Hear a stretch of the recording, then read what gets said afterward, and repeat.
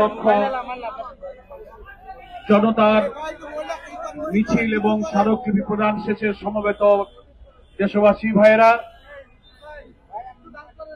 আপনাদের 1 ঘন্টারও বেশি সময় এই মৎস্য ভবন চত্বরে আপনারা স্মারকলিপি প্রদানের এই সময়টুকু যে ধৈর্যের সাথে অপেক্ষা করেছেন, আমরা 8 দলের পক্ষ থেকে আপনাদের সকলের প্রতি কৃতজ্ঞতা জানাচ্ছি। আল্লাহ শুকরিয়া জানাচ্ছি, দেশ ও জাতির স্বার্থে, মুসলিম উম্মার স্বার্থে এই কষ্ট এই জাতি অনেকদিন করেছে। সামনে আরো কোনো কষ্ট, কোনো ত্যাগের প্রয়োজন হলে সেগুলোর বিনিময়ে আমরা আমাদের ইচ্ছিত লক্ষ্য আমরা অর্জন করতে চাই ইনশাআল্লাহ। অনেক নেতৃবৃন্দ এখানে আছেন, সকলেই বক্তব্য রেখেছেন। আপনাদের ধৈর্যের দিকে তাকিয়ে আমরা পরামর্শ করেছি যে লম্বা বক্তৃতার আর প্রয়োজন নেই, আমরা জাস্ট স্মারকলিপি প্রদানের বিষয়টা আপনাদেরকে একটু অবহিত করেই আপনাদের আজকের কর্মসূচি আমরা এখানেই সমাপ্ত করব। আমরা যথারীতি প্রধান উপদেষ্টা বরাবর স্মারকলিপি পেশ করার জন্যই 8টি দলের প্রতিনিধি আমরা সেখানে গিয়েছিলাম।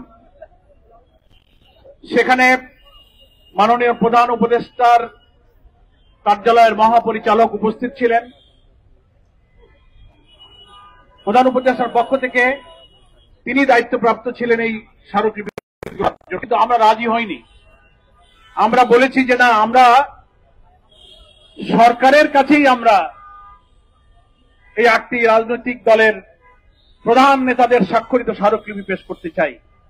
তো ওনারা বললেন আজকে বৃহস্পতিবার উপদেষ্টা পরিষদের সাপ্তাহিক বৈঠক চলছে। তখন প্রধান উপদেষ্টা সভাপতিত্বে উপদেষ্টা পরিষদের বৈঠক চলছিল। আমরা তখনও বলেছি না, তাহলেও ওই বৈঠকে আপনারা খবর দেন যে আমরা এইভাবে স্মারকলিপি এখানে মহাপরিচালকের কাছে হস্তান্তর করব না। কমপক্ষে প্রধান উপদেষ্টার একজন প্রতিনিধি, একজন উপদেষ্টাকে এখানে আসতে হবে কমপক্ষে। তো মহাপরিচালক মহোদয় আমাদের কথার প্রতি সম্মান প্রদর্শন করে প্রধান উপদেষ্টার সেই উপদেষ্টা পরিষদের বৈঠক যেখানে চলছিল সেখানে তিনি মেসেজ দিয়েছেন। আমাদের মেসেজ পাওয়ার পর প্রধান উপদেষ্টা মহোদয় উপদেষ্টা পরিষদের বৈঠক থেকেই মাননীয় শিল্প উপদেষ্টা জনাব আদিলুর রহমানকে বৈঠক থেকেই তিনি আমাদের কাছে পাঠিয়েছেন। উপদেষ্টা পরিষদের বৈঠক থেকে উঠে আমাদের এখানে আসতে গিয়ে যতটুকু সময় লেগেছে, এ কারণেই কিছুটা বিলম্ব হয়েছে। উনি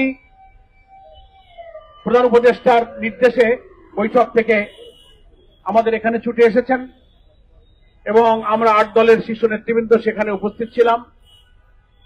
উনি জানালেন যে প্রধান উপদেষ্টা আপনাদের সকলকে সালাম জানিয়েছেন এবং আমাকে উনার পক্ষ থেকে এই স্মারকলিপি গ্রহণ করার জন্য পাঠানো হয়েছে।